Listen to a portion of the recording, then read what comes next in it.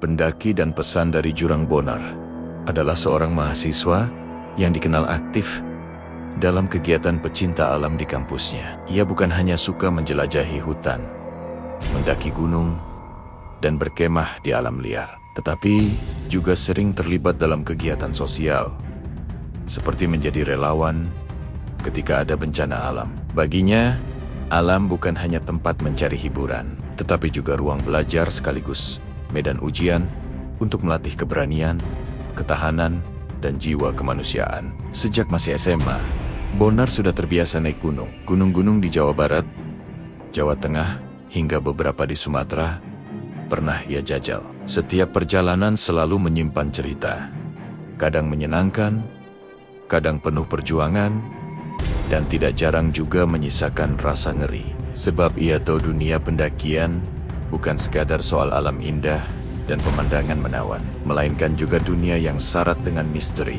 Kali ini, setelah lama tidak melakukan pendakian karena kesibukan kuliah dan menjadi relawan, Bonar kembali merasakan dorongan kuat untuk naik gunung. Ada semacam kerinduan yang tidak bisa ia jelaskan, seperti ada panggilan halus yang mendorongnya. Ia lalu menghubungi beberapa temannya, mengajak untuk naik gunung bersama. Namun, satu persatu temannya menolak. Ada yang beralasan sibuk, ada yang sedang sakit, ada juga yang sekadar tidak berminat.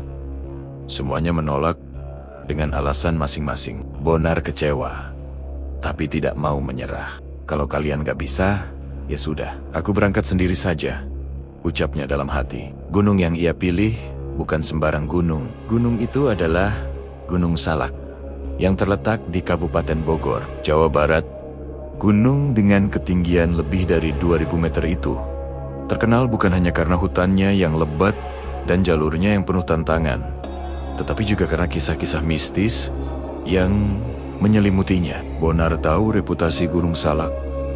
Ia bahkan pernah terlibat dalam operasi penyelamatan pendaki yang tersesat di sana. Namun, justru karena pengalaman itu, ia merasa cukup mengenal medannya. Ia percaya diri. Selama aku tenang dan gak macam-macam, aku aman, gumamnya.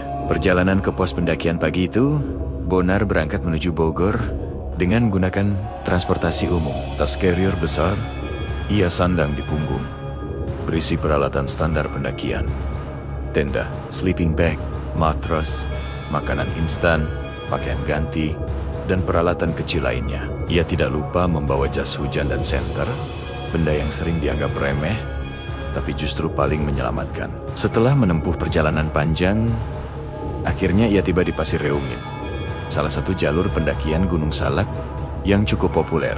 Pos pendakian sederhana berdiri di sana, dengan papan kayu yang mulai pudar warnanya. Beberapa warung kecil terlihat di sekitar pos, menjual makanan ringan, minuman hangat, dan kebutuhan sederhana bagi para pendaki.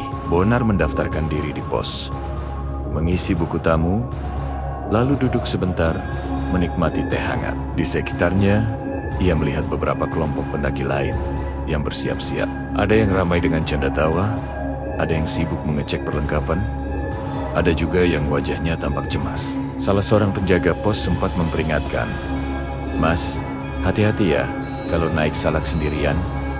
Gunung ini lain." Bonar tersenyum sopan. "Iya Pak, terima kasih." Awal pendakian Bonar memulai pendakian siang itu, udara cukup sejuk, meski matahari masih bersinar. Langkahnya mantap, melewati jalan setapak yang mulai menanjak. Awalnya, ia bersama dengan beberapa pendaki lain yang kebetulan start hampir bersamaan. Namun, Bonar merasa ritme mereka terlalu lambat. Ia ingin bergerak lebih cepat. Maka, setelah bertegur sapa sebentar, ia memutuskan untuk mendahului mereka. Hutan Gunung Salak begitu lebat. Pohon-pohon tinggi menjulang dengan akar besar yang mencuat dari tanah. Suara burung sesekali terdengar, tapi lebih sering keheningan yang mendominasi. Sesekali angin berhembus membawa aroma tanah basah dan dedaunan. Beberapa jam kemudian, kabut mulai turun. Awalnya tipis, lalu makin tebal. Pandangan Bonar berkurang. Ia berhenti sebentar, duduk di sebuah batu besar, lalu meraih jas hujannya. Saat itu, Hujan rintik-rintik mulai turun. Ia membuka botol minum, meneguk sedikit, lalu menghela napas panjang.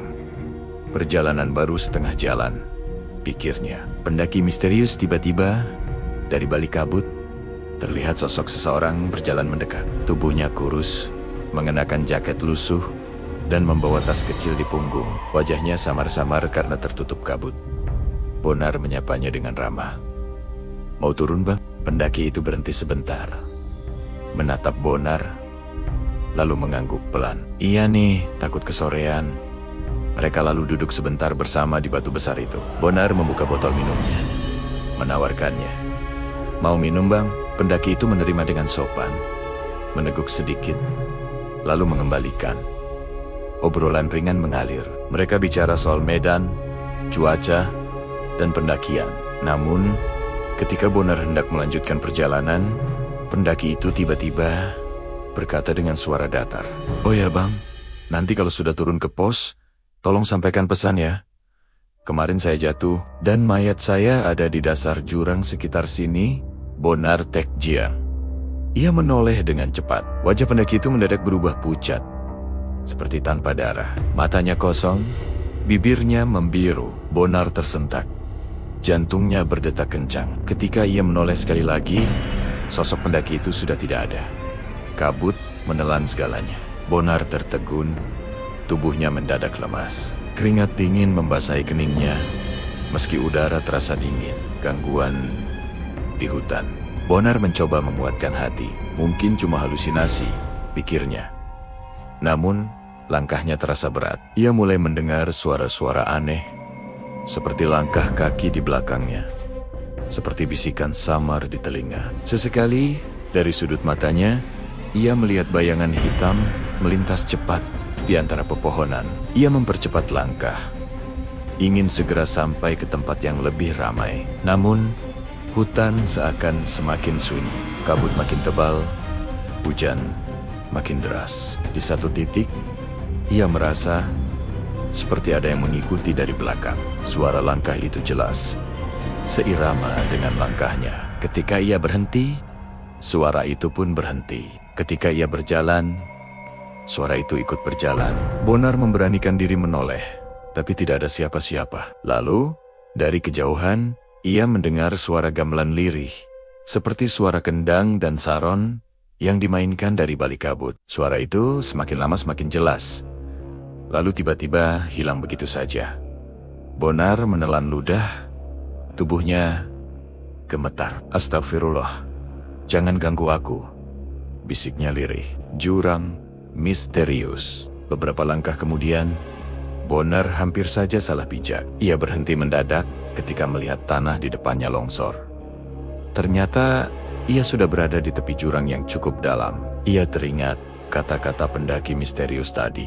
"Mayat saya ada di dasar jurang sekitar sini." Bonar berusaha melihat ke bawah, tapi kabut menutup segalanya. Hanya terdengar suara aliran air deras dari bawah sana. Ia merinding. Bagaimana mungkin pendaki tadi tahu jurang ini? Bahkan menyebutkan mayatnya ada di sana. Apakah benar ia roh seorang pendaki yang meninggal? Bonar mundur pelan-pelan, menjauh dari bibir jurang. Keputusan turun dengan perasaan kacau. Bonar akhirnya memutuskan untuk tidak melanjutkan perjalanan. Ia sadar dirinya tidak dalam kondisi fokus lagi. Lebih baik ia turun kembali ke pos. Langkahnya gontai. Setiap suara daun bergesek membuatnya terkejut. Setiap bayangan membuatnya curiga. Ia terus berdoa dalam hati, memohon perlindungan. Akhirnya, setelah perjalanan yang terasa sangat panjang, Bonar kembali melihat tanda-tanda pos pendakian. Lampu-lampu warung mulai terlihat samar dari balik kabut.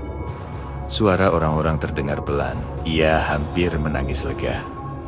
Sesampainya di pos, Bonar langsung duduk lemas. Ia merenung, mengingat lagi pertemuannya dengan pendaki misterius itu. Beberapa hari kemudian, berita beredar di kalangan pendaki.